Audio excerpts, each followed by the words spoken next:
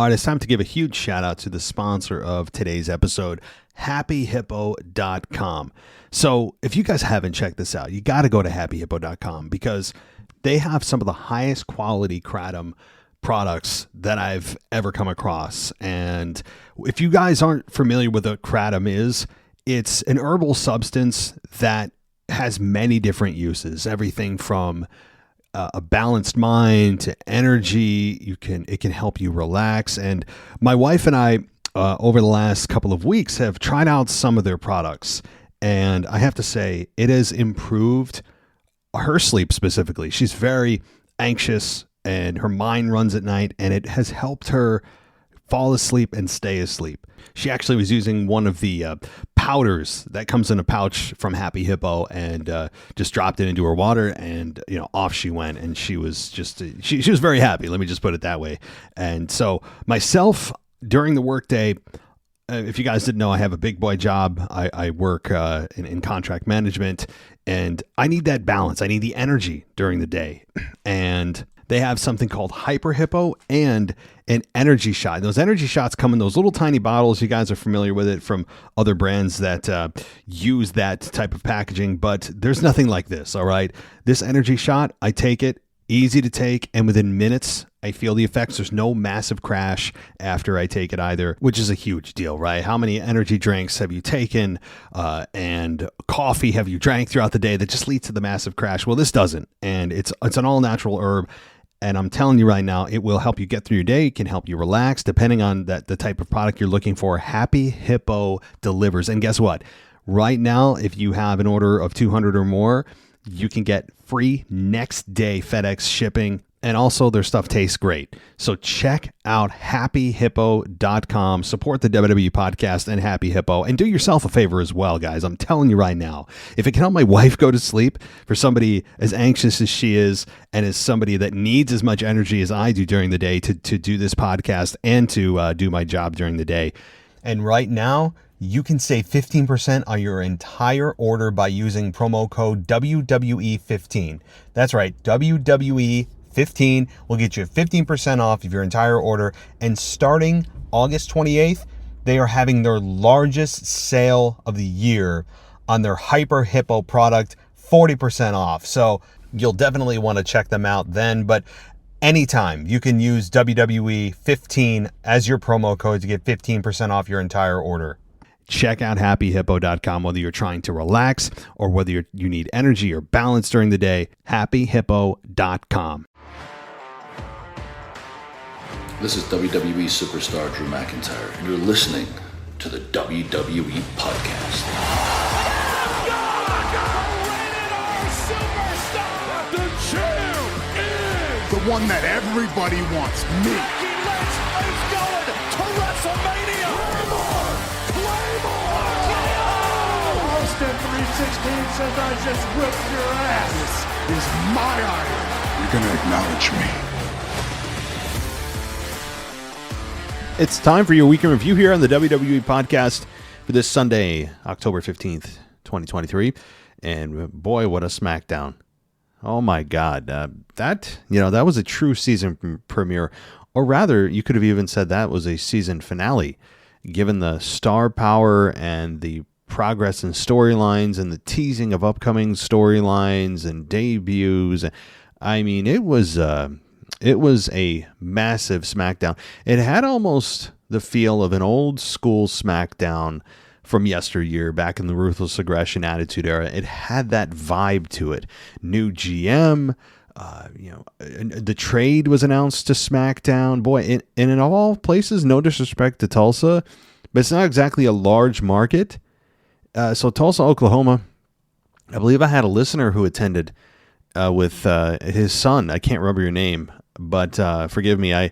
But I do remember somebody saying, hey, I'm bringing my son to the show. And I think that one is going to be one for the ages that you don't forget. When is the next time that you are going to go to a show and you are going to say, hey, I saw Roman Reigns, John Cena, Kevin Owens, Cody Rhodes, Jade Cargill, albeit briefly, Charlotte Flair. I mean, the list goes on. This was a star-studded SmackDown. Now, I know this is the week in review, and we'll talk a little bit about Raw, but boy, didn't SmackDown make you forget all about what the hell happened on Raw? And the big news coming out of this, of course, is Adam Pearce, who's getting a promotion, as if he wasn't already doing the exact same job he's going to be doing, which was funny. I mean, Adam Pearce is getting, quote, promoted, yet his responsibility is lessening, and in fact, his responsibility is getting cut in half, and his duties are remaining the exact same. That's it. So, hey, whatever. That's fine. I don't know how many people are coming out of SmackDown talking about Adam Pearce, but, hey, Triple H on the show, too. I mean, add that to the list.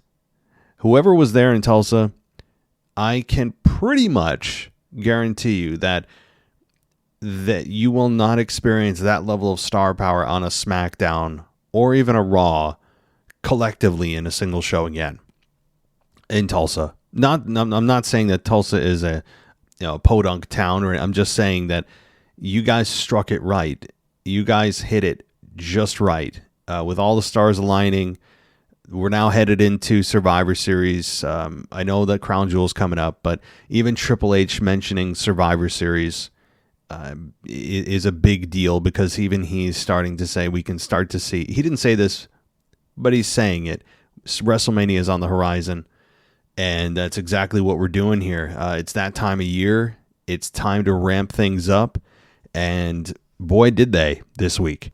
And we definitely are going to feel it the next few weeks. Now, SmackDown only has John Cena through, I think, the next 2 weeks, and then John Cena is going to go off into the Netherlands of I don't know what. Maybe he's signed an extension of sorts. Maybe he will stay past that date. But if you remember, back in early September, we had broke the news. Well, we didn't, but it sounds good. That John Cena was going to be on like 6 or 7 SmackDowns in a row, and that it would end in at the end of October, right before Halloween. So we're getting close to now, and John Cena not being there is going to be, it's going to, I wouldn't say hurt the show, because we have dealt without John Cena as a full-time competitor for better part of 8 years. And so it's not going to be the worst thing in the world, but you've gotten used to John Cena being back a little bit. So if he's not there, you're going to kind of go, oh, that's right, it was only a short-term thing. So there is that. Now, John Cena could go to the event in Saudi Arabia and then call it not a career, but call it for now and put it on pause and come back towards Rumble and be a surprise entrant in the Rumble or something and have fun there. And that's probable. It's very unlikely he would get himself involved and then just skip WrestleMania 40. So there is some fun to be had even after Cena probably takes a pause after Crown Jewel, if he has a match at Crown Jewel. Now, as far as SmackDown goes, and you guys can hear the full review of Michael Ritter and get his perspective. By the way, check out his podcast, guys. It's Football Function, if you're interested in such things. Big football day here today. Massive upset if you're a New York Jets fan, taking down the Eagles in a very improbable win. So if you're a Jets fan, you're elated right now. If you are a Giants fan, well, the game is in progress. So you might as well just start the funeral now. Start the eulogy, because the Giant season's all but dead. So John Cena comes out and he's hyped up. The crowd's hyped up, as they should be. And they did have him do the whole spokesman thing about welcome to the season premiere of Smack. Okay. I don't know how no one sees it. I know it just happens all the time, and I'm not used to it. It's getting worse for me. It's getting more agitating. Everyone has to just toe the company line, no matter what's going on with them in the storyline. They have to just make sure everyone knows what show they're watching and speak in corporate language or I don't know, it's not corporate language, but it's so just tells you that this show is predetermined. It just adds to that narrative. Anyway, John Cena said that he had to do this right, and Roman Reigns music hits pretty quickly. And John Cena, look, I respect the hell out of the guy. Is he really the greatest of all time? In my opinion, no. I don't like that WWE has anointed him the greatest of all time. I don't remember a vote going out. I don't remember being asked as a fan if that's what we should call him. WWE just decided, hey, John Cena needs a nickname besides Hall of Famer. What should we do? You know, and I'm not understanding. Now, John Cena, I don't think he's been officially anointed into the Hall of Fame, but he is, for all intents and purposes, a Hall of Famer. And I don't understand why WWE just decided on a whim to just call him that without asking the fans. It's the fans' decision, not WWE. It's a super subjective thing to say. It's the most subjective thing you can say about any wrestler, is that they're the greatest of all time. Because how do you define great? What does that mean? It means different things to different people. But you're going to have the company tell us who the greatest of all time is? I don't like it. Now, on to John Cena, and then I'll get to the good stuff. John Cena, as I said, I respect the hell out of him. But sometimes he over-emotes to the point of cartoon. It's almost like he takes a page out of Asuka's book. He heard Roman Reigns' music, and he went all cartoonish. Like, he went like, oh, like he's so surprised, shocked, or what. I mean, I don't know what it was. He does that a lot where he's just almost, he overdoes it on the selling of what's going on. He's too self-aware, if that makes sense.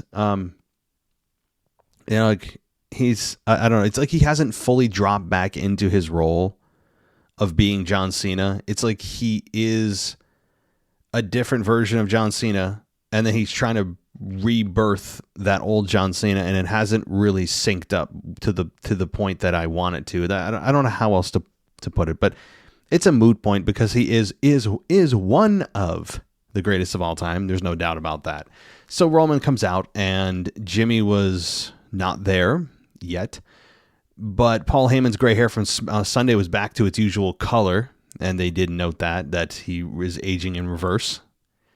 So that was a funny comment.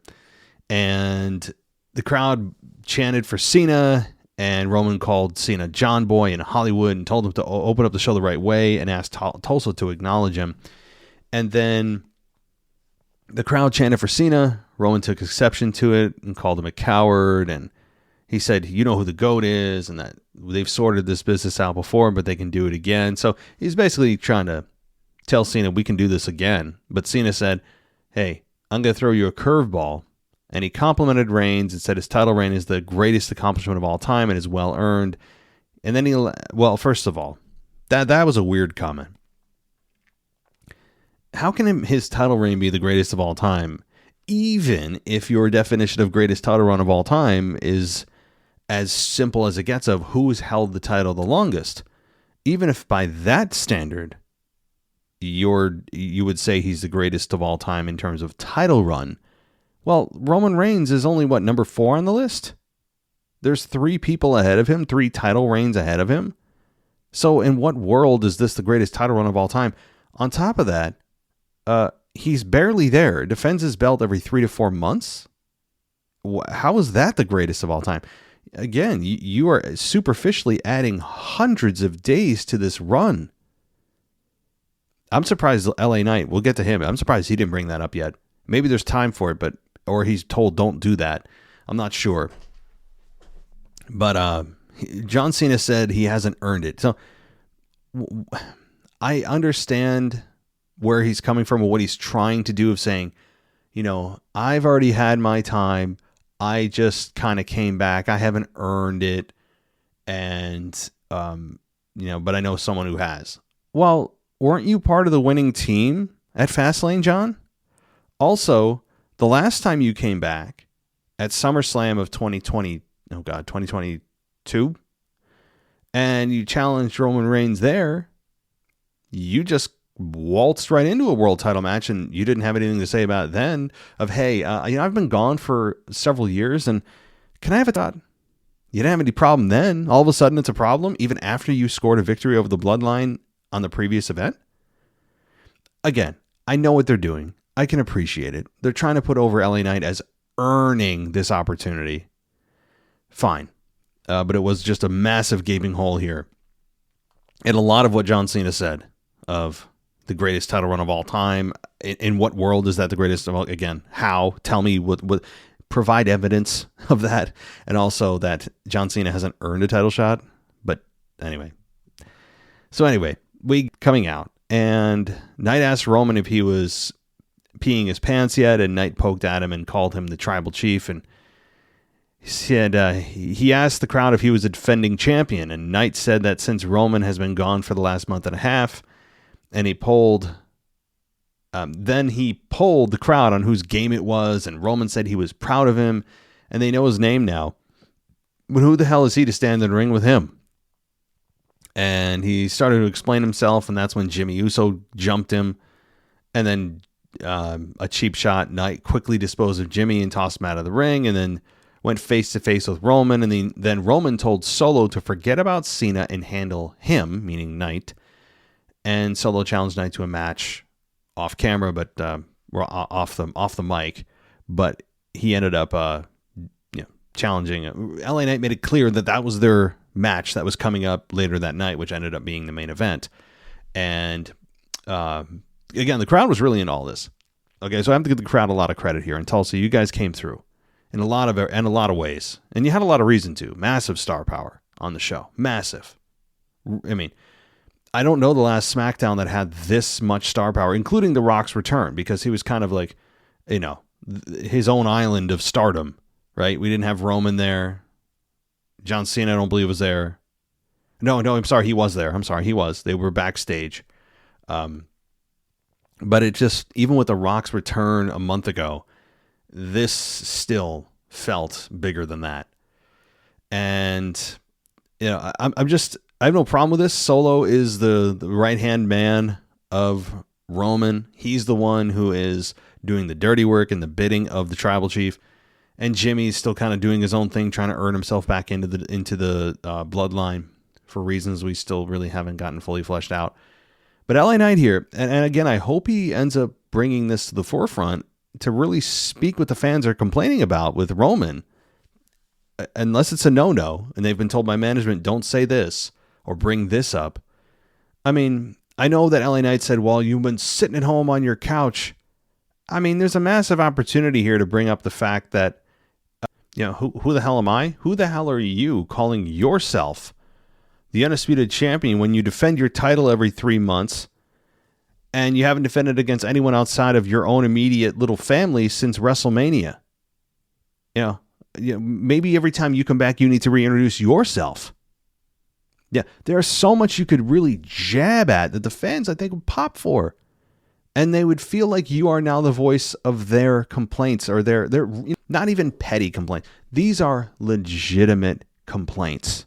Not fickle fan, fair weather, bellwether fan of, they can't have everything they want. No, these are legitimate gripes.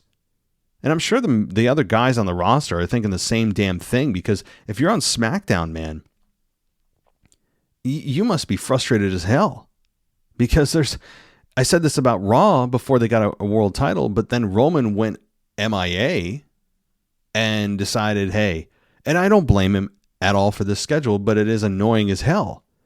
So the guys on the roster must be thinking, man, what the hell? We have a champion here, but he's never here. No one can talk about it. No one challenges him. But we now know the next challenger for Roman because of what happened at the end of the show, and we'll get to that. Now, Pretty Deadly it came back after the was it Elton Prince heroically getting up out of his wheelchair. Was really funny. I mean, I know that a lot of people don't think this act is going to last very long, and it might not.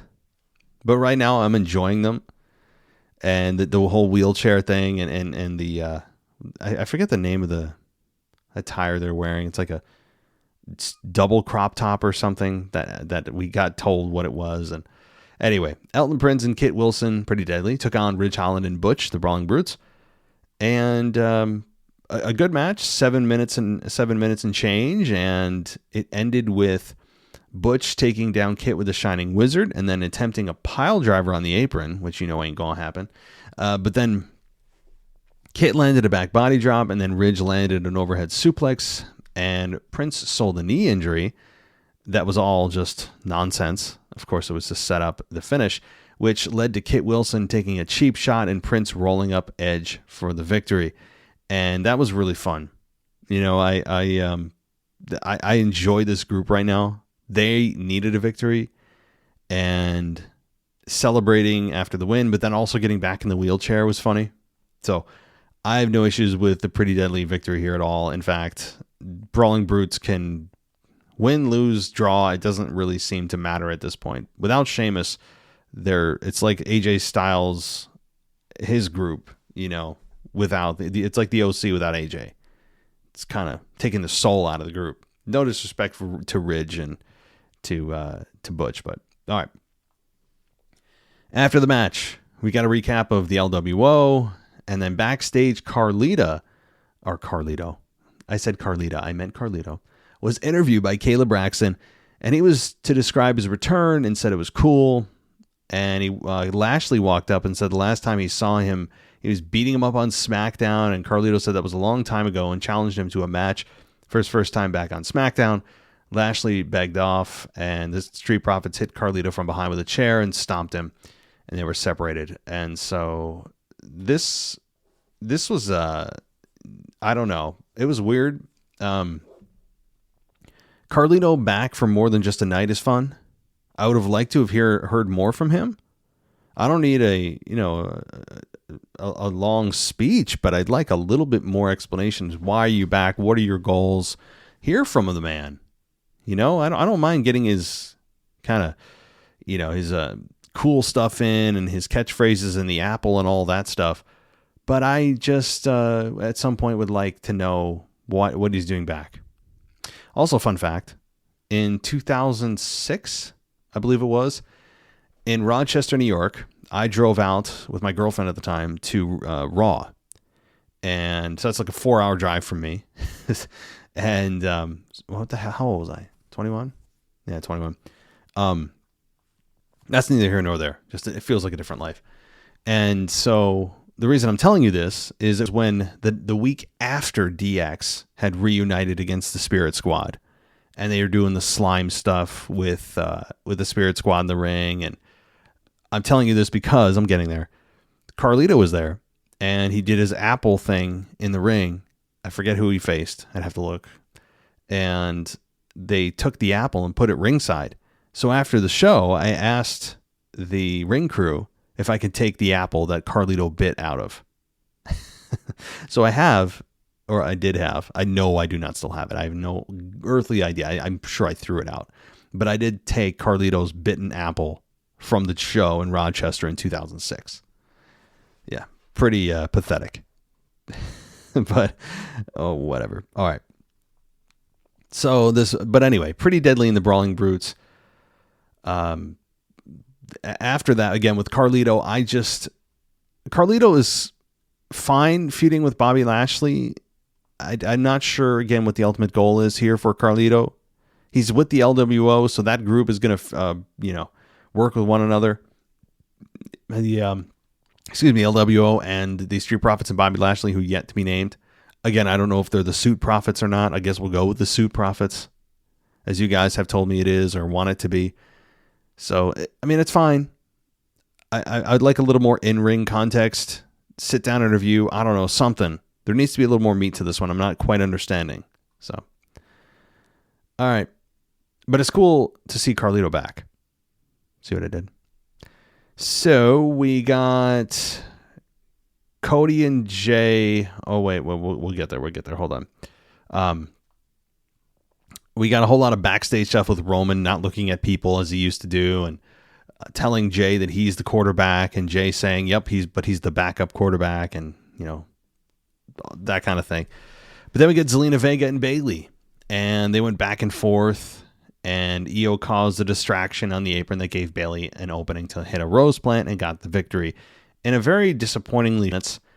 And after the match, though, Damage Control continued to beat down on Vega, but Charlotte made the save, which, okay, fine, I guess. I don't know why she likes Zelina Vega, but nonetheless, it's fun to watch Charlotte run in heels. You could tell she was very carefully running down to the ring, which, by the way, if you're going to be involved in a wrestling ring, why are you wearing something that you could literally snap your ankle or trip and fall? Just watch the way Charlotte ran down to the ring. It was a little concerning. I was sitting there going, oh boy, yeah, she's going to take a spill. And she didn't, but it's just one of those things. So, I don't know if Charlotte is Io's challenger in Saudi Arabia. I don't know. This feels like it needs some push. It needs some, it needs something to make this feel a little more interesting with the women's division. And I know Jade Cargill. Okay, I understand that. We got Jade Cargill, and I'll get to that segment in a minute. But even without Jade, we need something there. And maybe it is Io and Bayley, or we've been waiting for that to implode for like a year, and it still hasn't happened.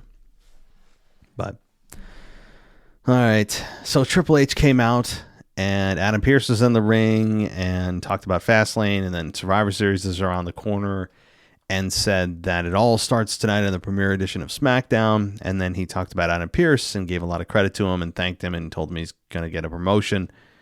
And he's the GM of Raw.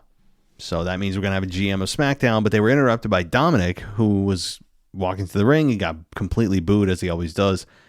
And Triple H told the crowd to quiet down, and they booed louder. And then Dom was talking about the injustice of Cody and Jay defending their titles. And Triple H said they thought that they piped the noise in, but he didn't think it was actually this loud, the boos for Dom. All right, it's time to give a huge shout out to the sponsor of today's episode, happyhippo.com. So if you guys haven't checked this out, you got to go to happyhippo.com, because they have some of the highest quality kratom products that I've ever come across. And if you guys aren't familiar with what kratom is, it's an herbal substance that has many different uses, everything from a balanced mind to energy. It can help you relax. And my wife and I, over the last couple of weeks, have tried out some of their products. And I have to say, it has improved her sleep specifically. She's very anxious and her mind runs at night, and it has helped her fall asleep and stay asleep. She actually was using one of the powders that comes in a pouch from Happy Hippo, and just dropped it into her water, and off she went, and she was just she was very happy. Let me just put it that way. And so myself, during the workday, if you guys didn't know, I have a big boy job. I work in contract management, and I need that balance. I need the energy during the day, and they have something called Hyper Hippo and an energy shot. Those energy shots come in those little tiny bottles. You guys are familiar with it from other brands that use that type of packaging, but there's nothing like this, all right? This energy shot, I take it, easy to take, and within minutes, I feel the effects. There's no massive crash after I take it either, which is a huge deal, right? How many energy drinks have you taken and coffee have you drank throughout the day that just leads to the massive crash? Well, this doesn't, and it's an all-natural herb. And I'm telling you right now, it will help you get through your day. It can help you relax, depending on the type of product you're looking for. Happy Hippo delivers. And guess what? Right now, if you have an order of 200 or more, you can get free next day FedEx shipping. And also, their stuff tastes great. So check out happyhippo.com. Support the WWE podcast and Happy Hippo. And do yourself a favor as well, guys. I'm telling you right now, if it can help my wife go to sleep, for somebody as anxious as she is, and as somebody that needs as much energy as I do during the day to do this podcast and to do my job during the day. And right now, you can save 15% on your entire order by using promo code WWE15.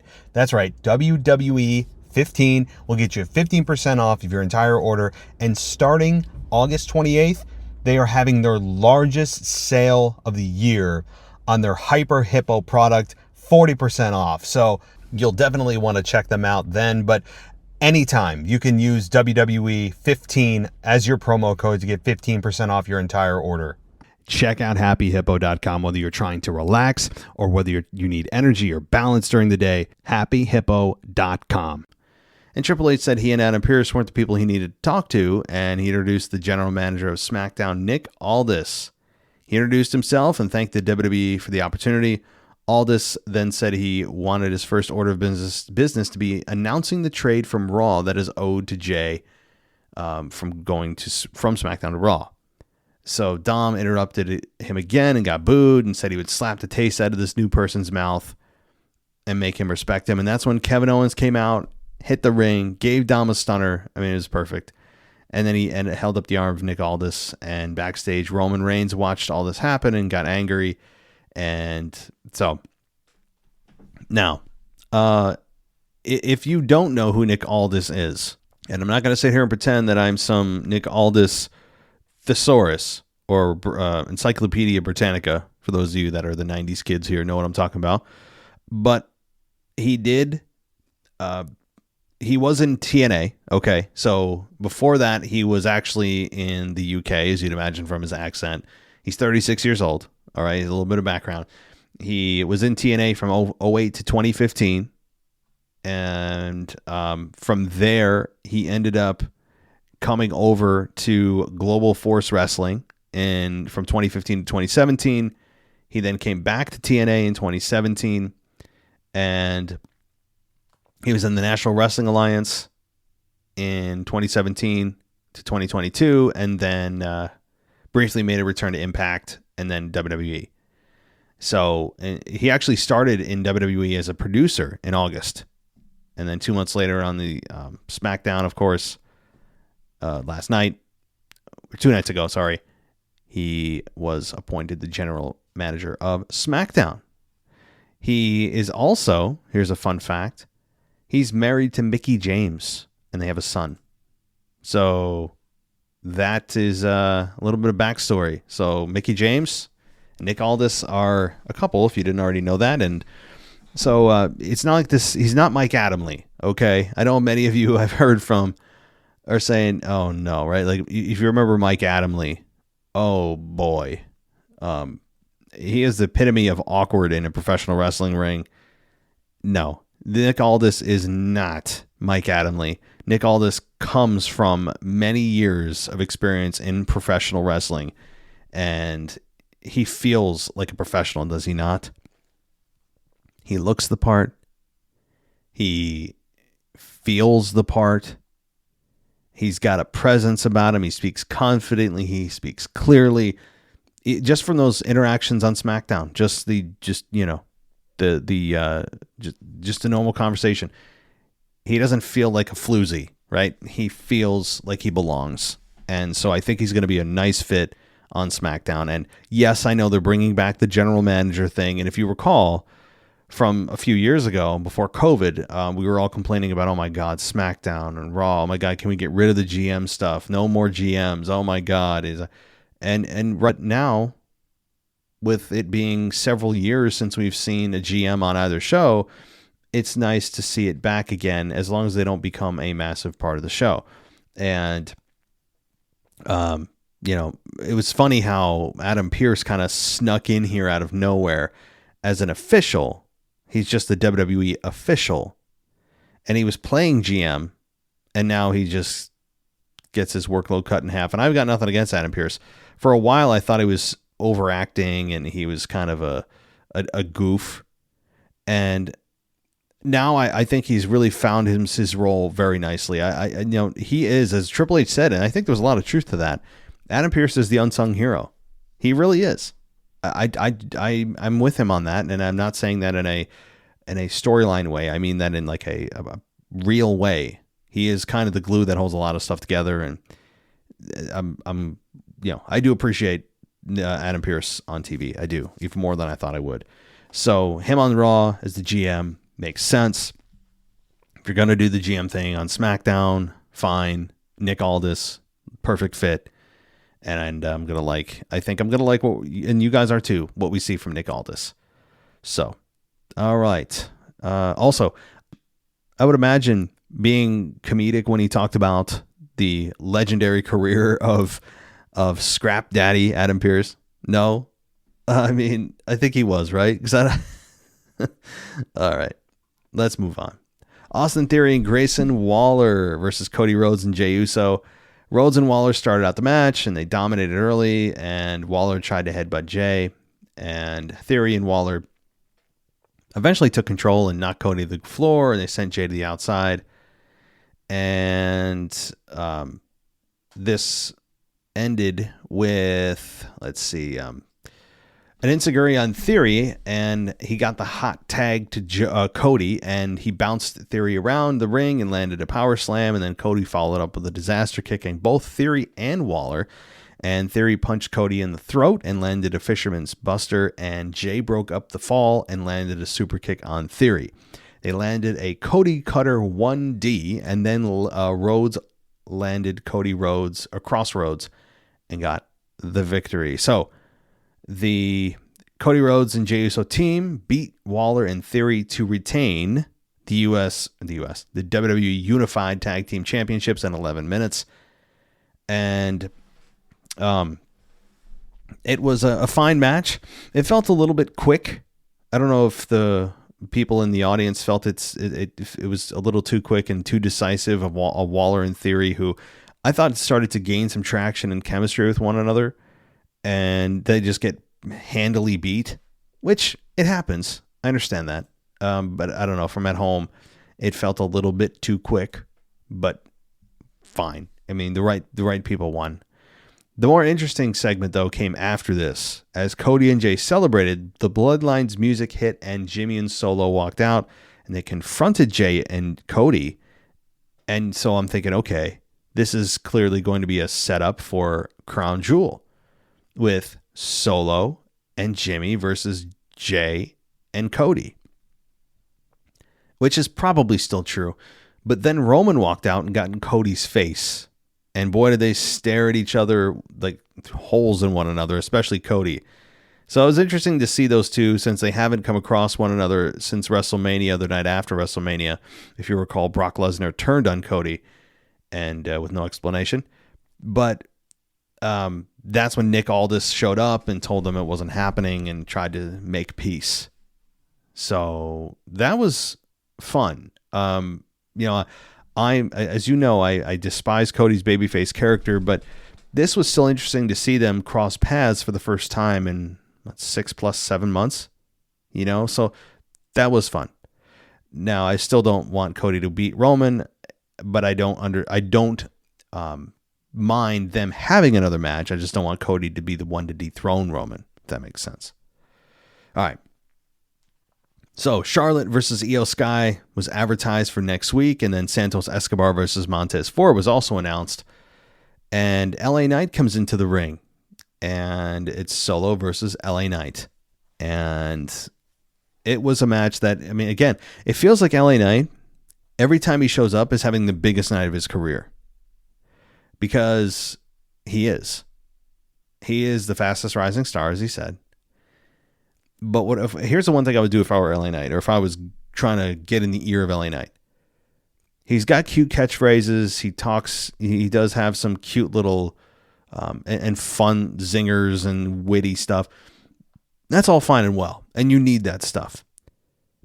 I would like WWE to give him time to actually speak, not in phrases and catchphrases and funny zingers, but like, who is he? And have him try to tear down his opponent in ways that aren't just a little sophomoric. And I don't mean it's bad. I don't mean in an embarrassing way. LA Knight's been really good. But my point is that the way that he cuts promos right now against his opponents, they're not personal enough. They're not personalized.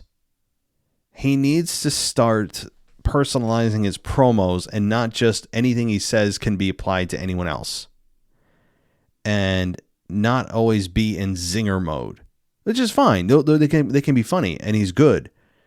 But again, I'm on the side of pushing LA Knight forward for sure. I actually hope he is a front runner, to dethrone Roman. But given he's the first one up in a series of guys that have beef with Roman and have title shots against Roman, like AJ Styles, who is quote unquote injured. He's out there. We just got to tease with Cody Rhodes. He's out there. Now, with LA Knight being the first one up, Not looking good for LA Knight to be the one to dethrone Roman. Let me just say that. It's looking very unlikely, if not impossible. Not impossible, but boy, is it close. It's flirting with impossible. And my point, though, with LA Knight, though, to wrap up that thought, is just LA Knight needs to be a little more thoughtful in his promos, or WWE needs to afford him more time if they feel it's doable, and LA Knight is confident enough to take those minutes and maximize them and start really ripping into it. Examples of this would be The Miz. Like at first, some of the promos with The Miz were zingers and funny lines, and then it got deep and personal. Not every time it needs to do that. I'm not saying every time it needs to follow that formula, but with this guy on a trajectory that the fans want him to get to, you need to continue the momentum. So I maybe my words aren't being clear enough, but hopefully you guys get it. As far as LA Knight and Solo go here, both worked very well. No big blunders in this match. And it was 12 minutes, as I'm looking at here, the notes, 12 minutes, just over 12 minutes of a match. The finish was as follows. Knight rocking Solo with a series of punches. He hit a running knee. He attempted a second one, but Solo caught him. Knight reversed it out of it and landed a power slam for a near fall. Both men collided with a double clothesline. Jimmy tried to get involved, but John Cena stopped him with an attitude adjustment. And then Solo landed a Samoan spike on Cena, but then Knight caught Solo with a BFT for the victory. Right move here. LA Knight getting the victory is the right move. He celebrated and then turned into a Roman Reigns spear, and the crowd booed loudly, which is what you want. That's still a test, because the crowd, when they initially heard Roman's music, cheering him. There was a lot of heavy positive, emotion towards Roman when he first came out, because he's never there. So, but then I think progressively throughout the show, we got to see him a little more, and that, desensitized people to Roman being there a little bit. And then when he spears your favorite up and coming star, they all set the table very nicely.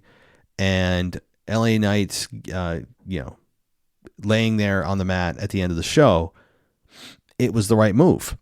You got to put heat on Roman. You got to make boundaries here. Set boundaries. Who's the good guy? Who's the bad guy? And now we have those boundaries. We know who is what. There's no, gray area here. And the crowd booed, as you would hope they would. And it seems to be clear here. LA Knight, Roman Reigns, crown jewel, undisputed championship. Now, it's not confirmed, but it's all but confirmed, right? I mean, we'll probably get it confirmed next week or the week after. For some reason, they like to make sure that Roman Reigns' title matches are, announced the week before, for some odd reason. I hope they don't do that this time. Give it a little build. Give LA Knight a proper run here for a championship contention, and see where it goes. And I'm looking forward to seeing what LA Knight has to say about it, and how the fans finally react to LA Knight getting an opportunity at the top championship in the company. And I think this is going to be, as every night is for LA Knight right now, under a lot of pressure. And the biggest night of his career is always the night that he shows up, because that's where he's at right now. And to see if he cracks or crumbles or shows any signs of weakness in this run, which he hasn't, other than stumbling a few times in his promos, he's been, very solid run. And the fans have been with him so far. The fans have been with him every step of the way here. I just don't know. My biggest concern is this, that we get a run here where LA Knight loses as expected at Crown Jewel, barring some Rock interference where he costs Roman the belt and LA Knight's the new champion, which is very unlikely. But barring some wackadoodle thing like that, we should, as fans, be a little concerned about LA Knight after he loses to Roman, because next up would be AJ Styles or Randy Orton or Kevin Owens, or Cody Rhodes. There's a list, okay? There are a list of guys that still need to face Roman, and in a short amount of time, given that WrestleMania, if we all believe The Rock is locked in, he needs to compete with those men before WrestleMania. So it's going to be kind of one right after the other. And LA Knight, just you got to be wondering where he goes after this, after the probable loss. That to me is the biggest concern. Does he go back to just chasing the U.S. title? I don't know. Does he go back to a personal program with someone, a heel on the roster? Maybe. So, yeah, that's to me the biggest concern is post-Crown Jewel. Where does LA Knight go? All right. One thing also is the whole deal with Charlotte Flair and Jade and their interaction backstage. That was fun to see Jade finally on TV, but not in any kind of impactful role other than just kind of hanging out backstage and coming face to face with Charlotte, which is a future program. Maybe teasing WrestleMania, who knows?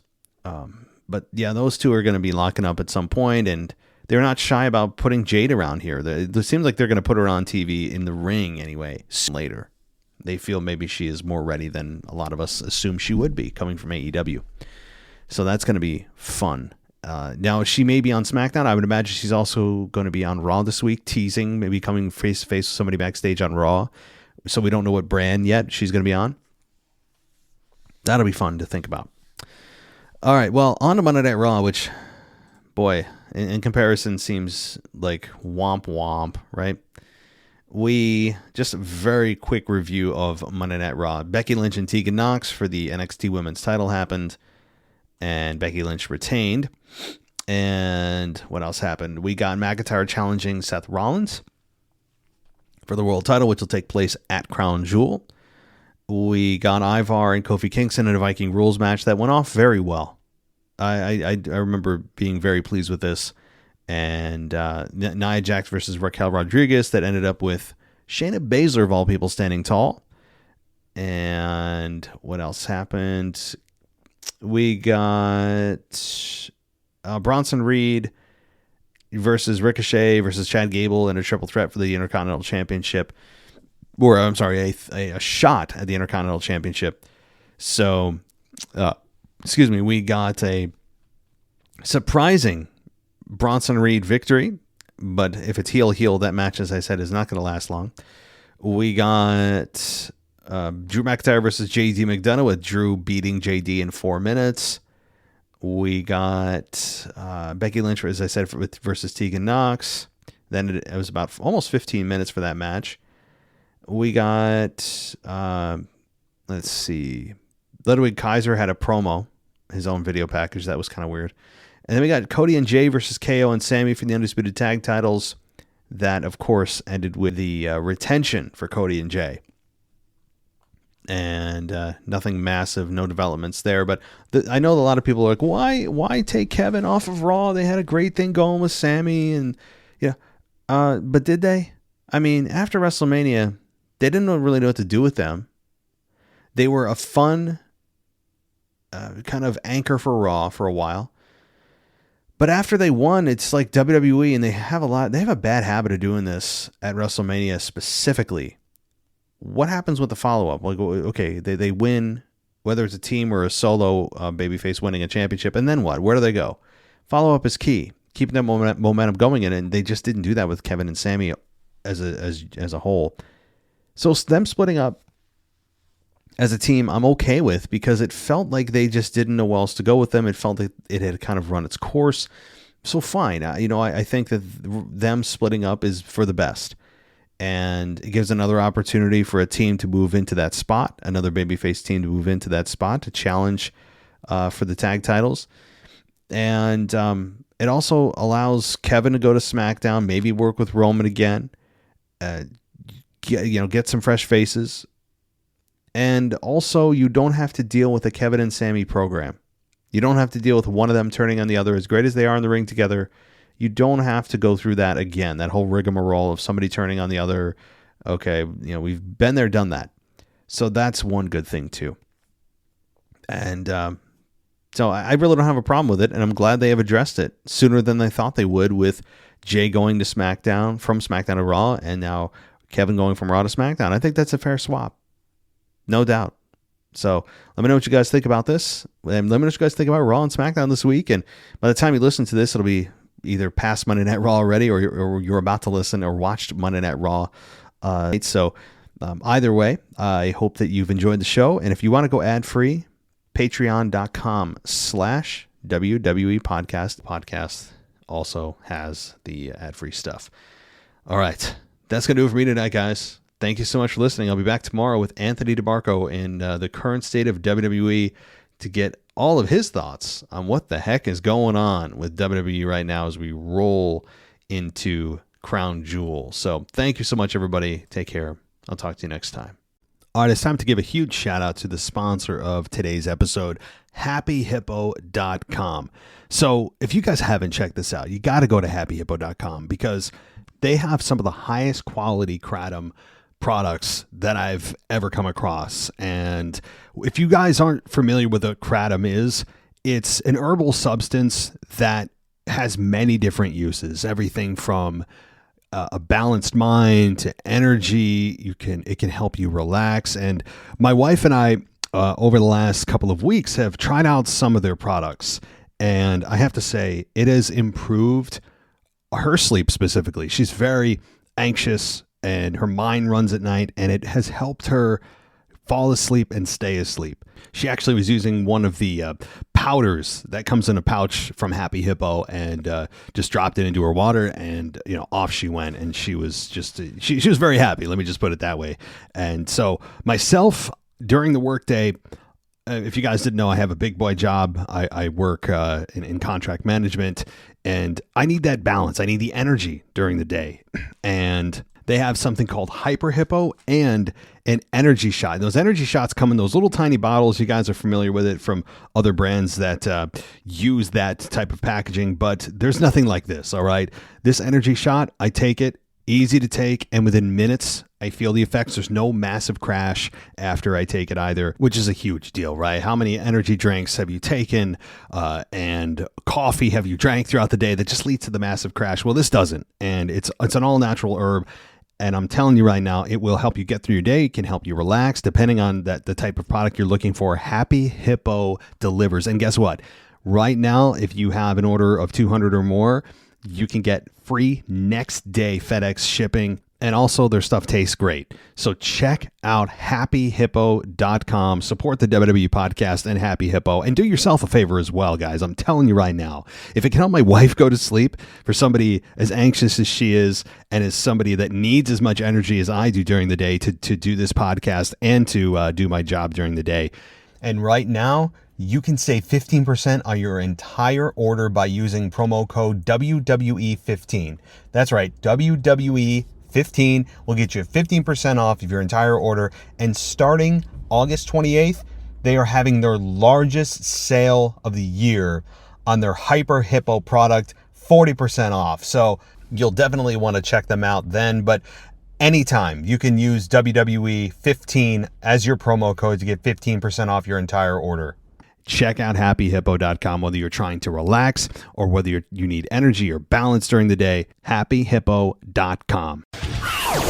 Thanks for listening to the WWE podcast. Don't forget to subscribe on your favorite podcast app so you don't miss a show, or head to WWEpodcast.com. And for all of these shows ad-free, head over to patreon.com/WWE podcast. Until then, we'll see you next time.